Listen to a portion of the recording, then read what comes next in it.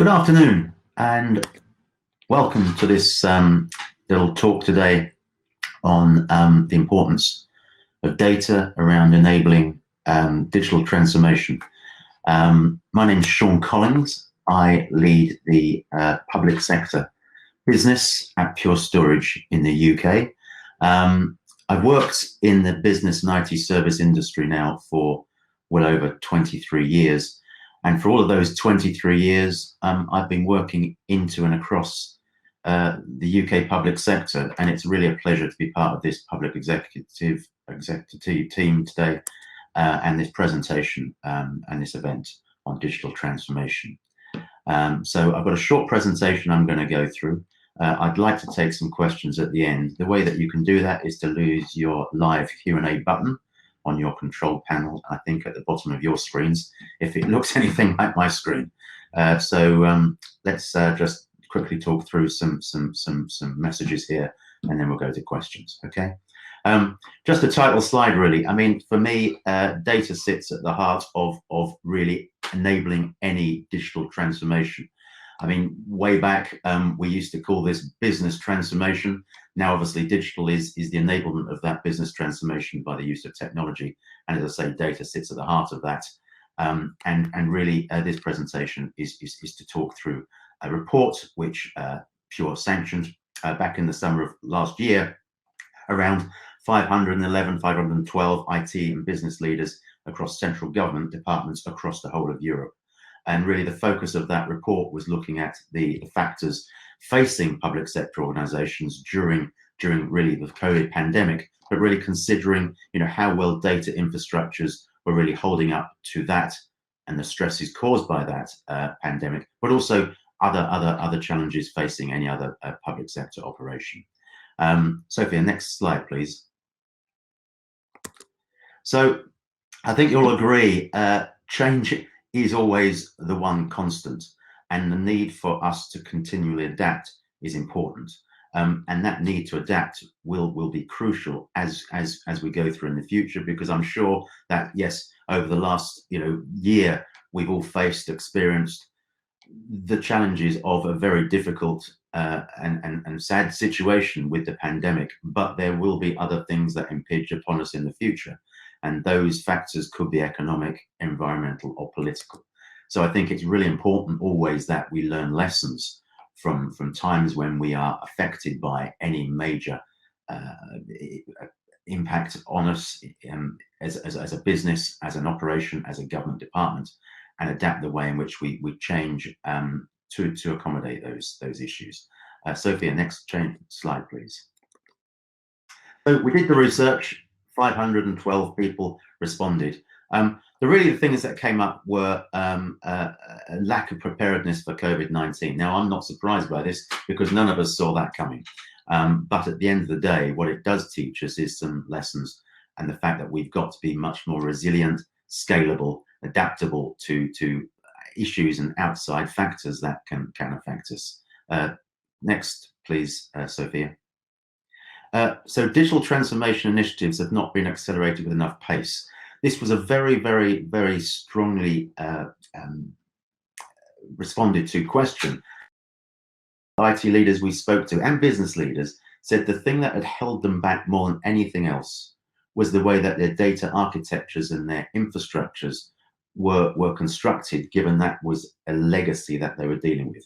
And those legacy data architectures and infrastructures simply were not necessarily designed for what we're now trying to achieve through digital transformations. There was a need to consider that, review it, look at it, and change it. Sophia, next one, please.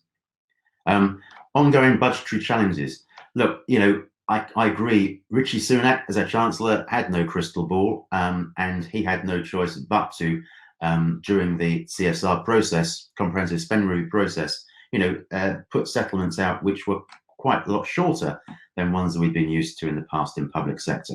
So ongoing budgetary challenges around some certainty over what monies were available to drive specific initiatives, be those ones about more use of AI, more use of analytics to draw on the richness of data, were somehow either deferred or cancelled or completely deferred. And that's completely understandable. But those ongoing budgetary challenges had had impinged on people's progress around transformation. Sophia, next one, please. Simply put, everybody wants to better leverage data to obtain value from it. Data does have an intrinsic value to it, provided it is utilized in the right way. In order to do that, again, we've got to review the way in which those data architectures are set up for the future, and the way the infrastructure that supports business and operations across government, be that around delivery of public services, be that around better informed decision making, be that around implementation of policy, it is just done in a more effective way. And the last one, please, on this, Sophia. And overriding a lot of this, obviously, were concerns around security and increased data regulation. We saw during last year, certainly, a lot of people making use of the fact that there was more people working online, there were people working from home. Therefore, instances of things like ransomware, malware went up in certain areas. I mean, specifically, I know that there were attacks made to departments and organizations, some local authorities, for instance, some healthcare trusts.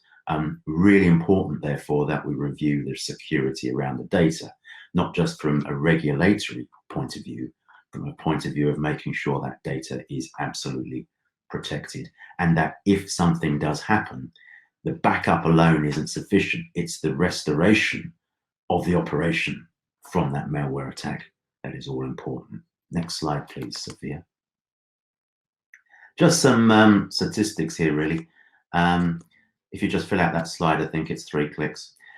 Demands on remote access infrastructure. So 90% of the respondents said that the biggest thing that had impinged from them was demands for more remote access. That's absolutely understandable. Nobody was traveling.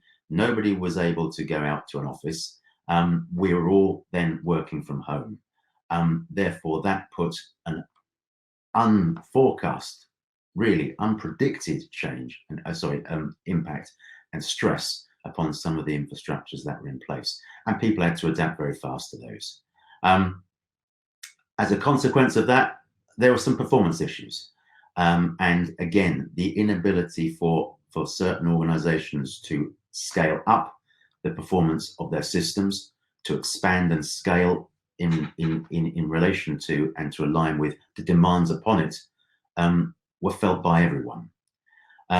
And finally, disruption around applications and workloads, whether on-premise or off-premise. Many felt that the applications, the business applications that they rely on to perform their functions of government, were degraded in some regard. So all of this really sort of points to the fact that the underlying data infrastructures and architectures that are in place really need to be reviewed and considered as part of any digital transformation, to ensure that they can obviously withstand any other major external events that hit us, but also making sure that we have the ability to continually innovate and evolve as part of those crucial digital transformation initiatives. Next slide, please.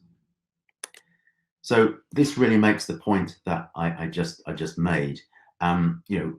As a consequence of COVID, but as a consequence of any major change or external factor upon us, be that political, economic, etc., that we have systems that are scalable, agile, and secure.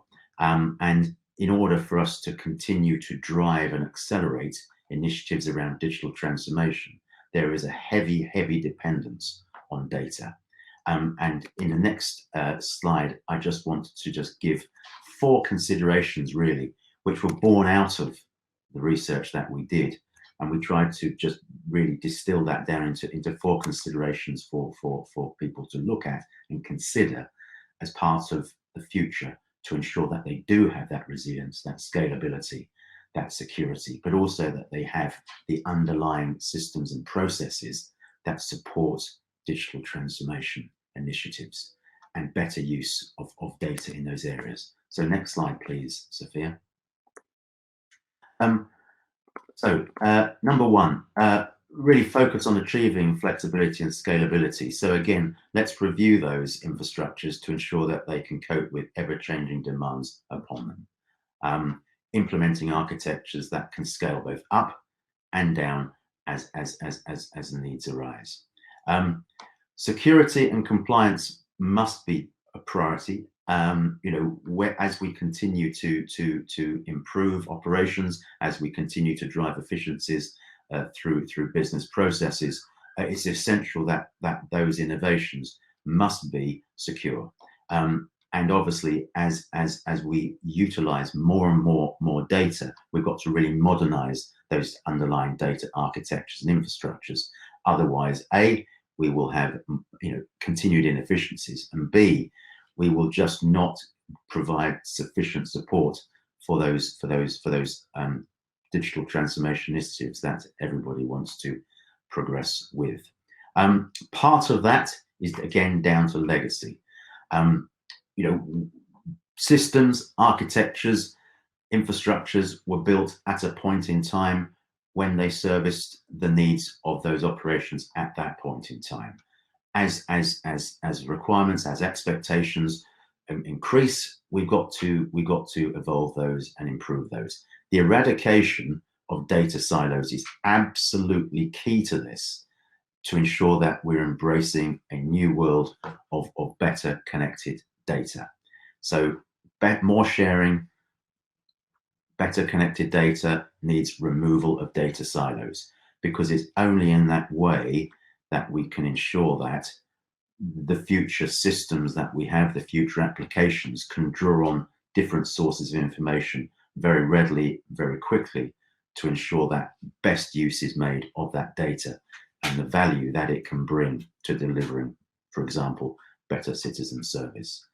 And last but not least, obviously driving up the use and performance of that data. As it says there, today's world, we're always on. The technology is constantly there. It's therefore an absolute imperative that any downtime periods, for whatever they're needed, are absolutely reduced, so that any service degradation is not felt by the recipients of that service. That's very key. So people expect to be constantly connected and available. We've got to restrict the amount of downtime. As I say, part of my role at Pure is driving the public sector business. I draw on 23 years worth of experience. The other factor that I would just like to say is that in my past, I have seen too many instances on transformations being regarded as enabled by technology, and therefore it's that technology and it's just the IT that becomes the thing that is seen as the key stakeholder to drive change.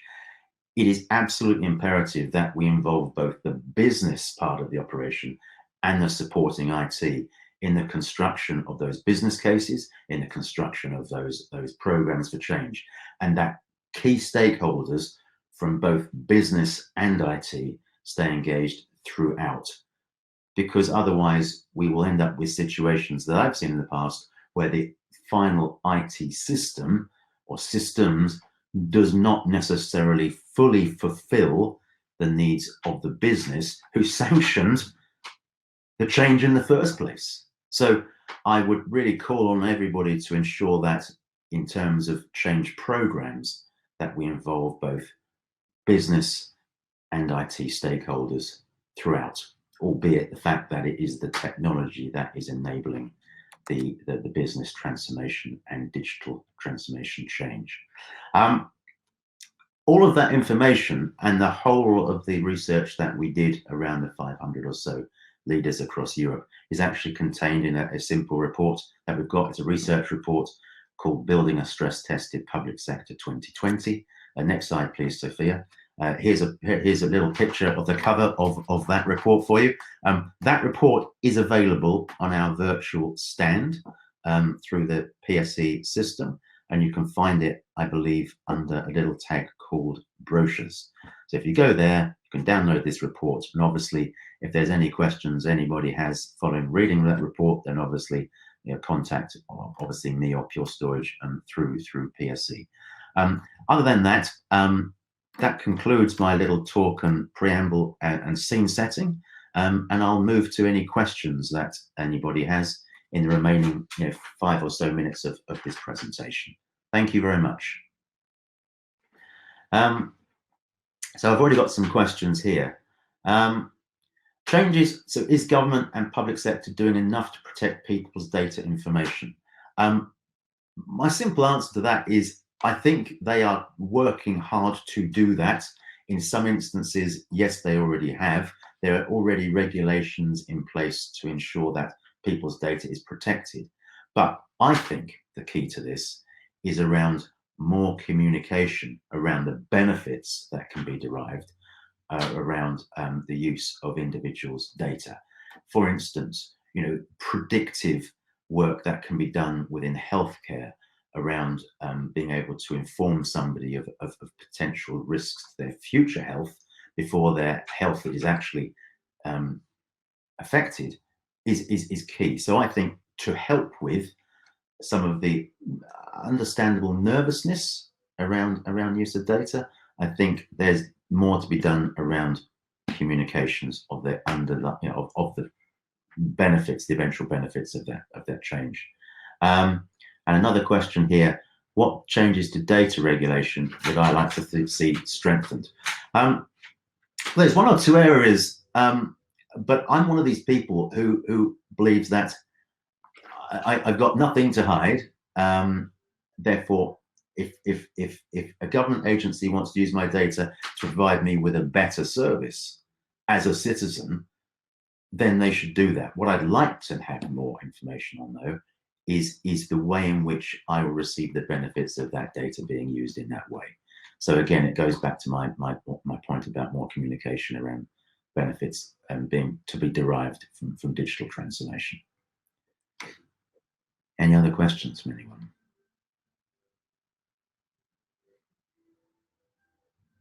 Not yet. Okay. Well, look. Obviously, if anybody, I would commend the report to everybody. I encourage all of you to just have a read of it. Hopefully, it will resonate. There's a lot of relevant information there around business and IT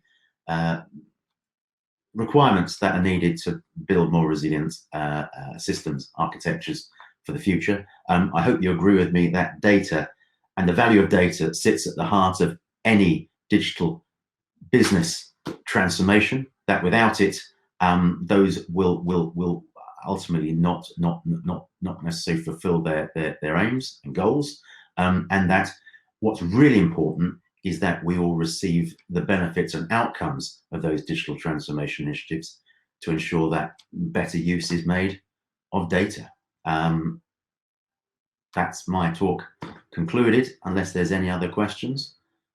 Oh, hold on. One more coming through.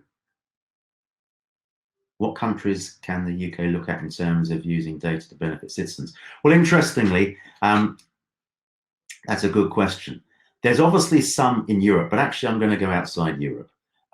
I've seen some very interesting initiatives in the past in Australia, particularly around policing, which was very useful, and also Canada.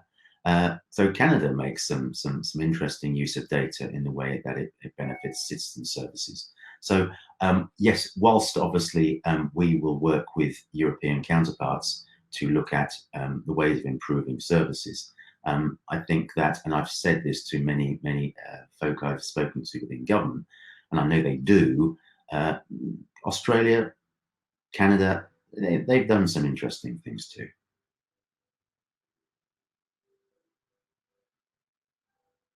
Okay, if there's no other questions, I will conclude it there. I wish you all a good afternoon. Enjoy the rest of the event, and have a good week. Many thanks.